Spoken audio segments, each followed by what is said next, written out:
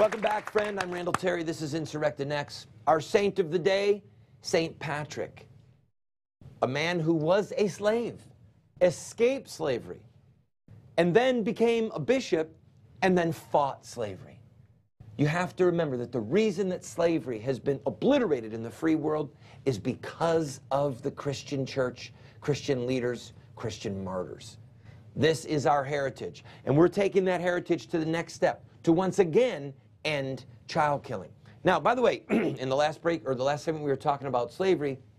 The ultimate fruit of the whole abolitionist movement was that when the Civil War broke out, the country had been for decades so agitated about slavery that slavery became the issue of the war.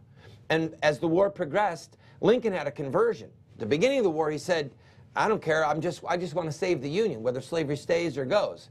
But by the end of the war, he said, no, we're not going to have all this blood spilt and all of this treasure lost and then still maintain slavery.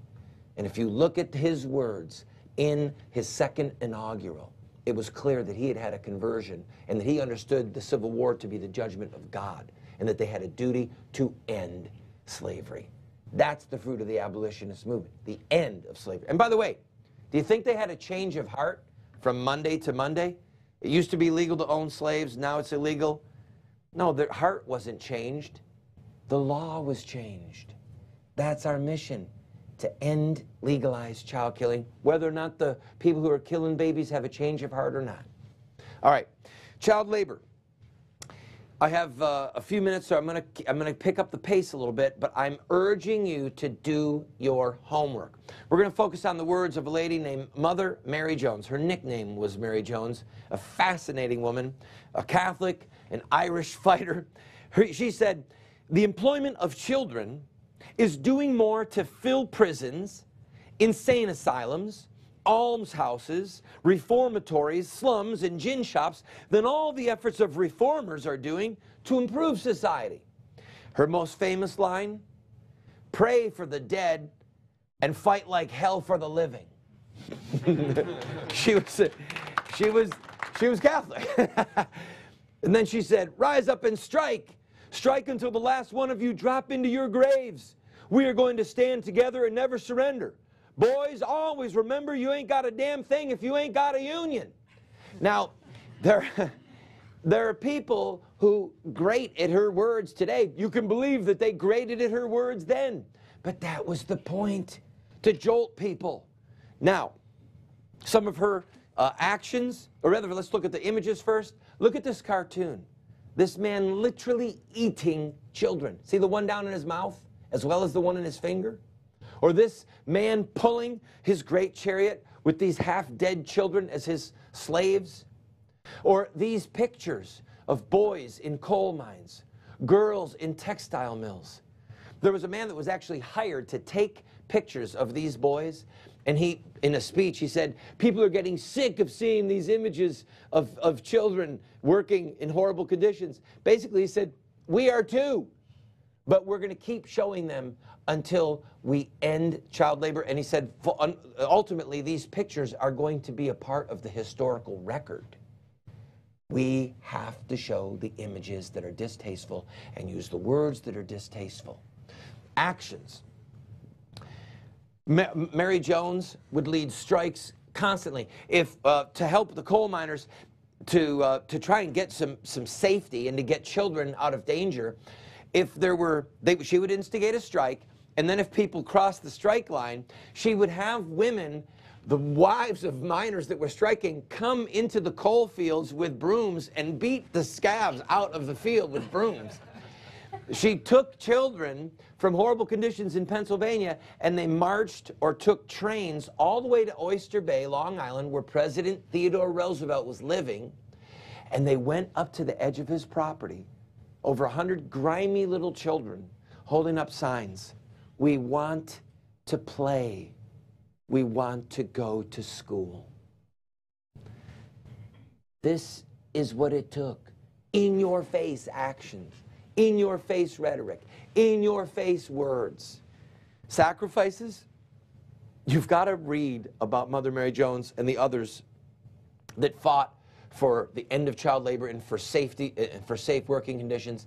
When she was 80 years old, or just about 80 years old, she was sentenced, she was tried for a conspiracy to commit murder and sentenced to 20 years in prison in West Virginia. Now, it was trumped up charges. The governor intervened and got her out of jail. But she was arrested and held more times than biographers can even figure out. She was called the mother of all agitators. She was called the grandmother of all agitators. She was called the most dangerous woman in America. And she said, well, if I'm the grandmother of all agitators, I hope to live to be the great-grandmother of all agitators. And she had a horribly hard life at the beginning. And I want you to remember that about her and then apply it to yourself. When she was a little girl, her grandfather was hanged by the British in Ireland. Her dad fled to the Americas, first Canada and then America.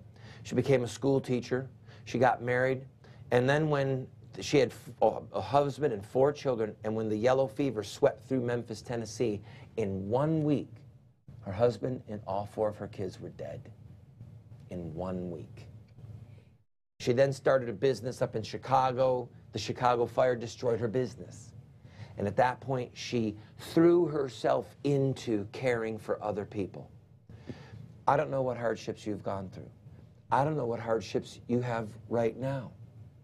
But God can even take the hardships that we go through, like fire beneath the crucible, and the dross comes out and scoops it, and then he, as the master silversmith, scoops off the dross of our lives, and then lets us harden into something useful in his hands, like steel is tempered and hardened. Your hardships, your difficulties actually help prepare you to be a more useful tool, to be a more sensitive soul. When you look at what they went through to end slavery in America, what they did, what they said, the price they paid, when you look at what they went through to end child labor and to ultimately make it so that we have safe working conditions, it's inconceivable. There were times when U.S. troops were used to shoot into the camps of strikers. There were 20 people killed in Colorado, including women and children. Women and children died. When you look at the price that was paid so that we don't have to fear being captured and sold as a slave, or so that we don't have to fear our little boys having their hand cut off in a mining accident, or being scraped off the floor with a shovel, their bodies were crushed in coal accidents. We don't have to fear that because of the sacrifices that were made by others. When you look at what they went through, you have to say, my God, what is wrong with us? That we don't have the guts to fight to end child killing. We're not going to have trumped up charges of attempted murder be thrown in jail for leading a strike or a protest. We're not going to have our son come home with his arm cut off because of what they went through. Here is the message.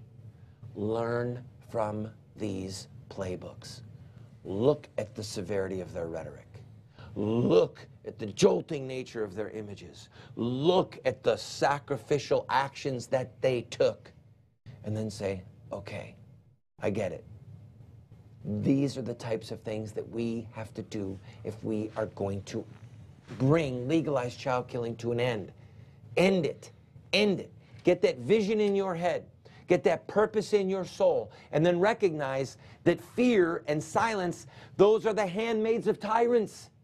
The very reason that child killing continues to this day in this nation is because of the fear of the Christian community, our leaders in both the Catholic and the evangelical world, and our silent amen to the ongoing Holocaust. It's time that we rise up together and say, we will no longer politely coexist with the killing of children. If you want in on this revolution, you've come to the right place. Until we meet again, I'm Randall Terry. This is Insurrecta Nex.